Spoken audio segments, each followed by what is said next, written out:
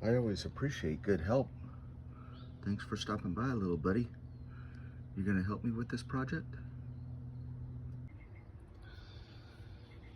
Here we are with my wife's 2013 RX350. Threw an engine light a few days ago.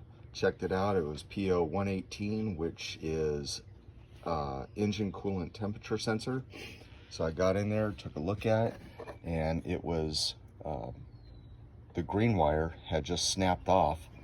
Probably just a fatigue and tension and age. So I need a connector, and all the parts houses have connectors, but not grooved exactly like this. You see the three grooves, the one in the bottom, in the middle, and then the two sides. Well, the one on the side, on actually this side here, which would be the top relation of the sensor, the groove was positioned a little higher, okay? And I couldn't find this actual connector.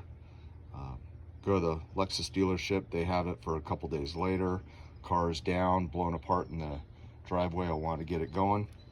So I got the another connector, and the groove sits a little higher.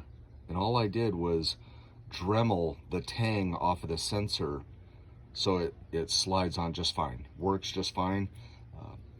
Restored the car back to normal power standards. When you throw an engine light, it tells you the problem, and then it turns off the VSC control, the track control for the car, and then it puts the engine into limp mode because it doesn't know what's going on.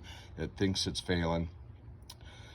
So anywho, we fixed this problem, turned the light off, restored the power. Napa had the part, and in doing so got in here and noticed the battery terminals are corroded. So I want to get back in here and replace the or actually it never even had these little anti-corrosion washers. So we're going to clean up the terminals and put those on, and in doing so I want to the pigtail on the new connector, it's not tethered properly.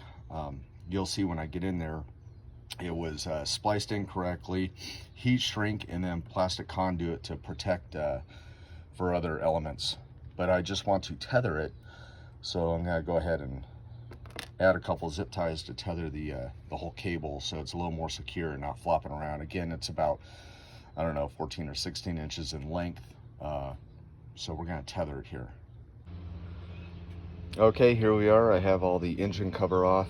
Don't give me crap about the car being dirty. It does have 150,000 miles on, performs flawlessly until the other day. Not a big deal. So again, we're going to clean up that corrosion, and got to take off the air intake here to get down to where I need to go. Okay, so here is the tether, the zip tie. That's all I want to do is just hold it a little close to each other so it doesn't flop around more. So I think it'll be fine.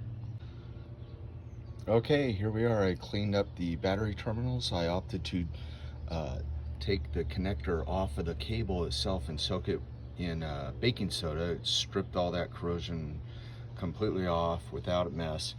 And I opted to pull the battery out and clean it outside the car so I didn't have any of the corrosion spillage, you know, probably in some of those vital components. And the little anti-corrosion washers are on. I expect them to do just fine, protect the battery. I was in here and topped off the coolant because it was pretty low, and make sure you use the proper engine coolant in these Toyotas. Okay, and here we are, set for another so many miles. Time to put the engine cover back on and wipe it down and call it good. And there you have it. We're all put back together, clean, tidy, and in proper working conditions. Sounds great. No engine light. Expect many years more of service. See you later.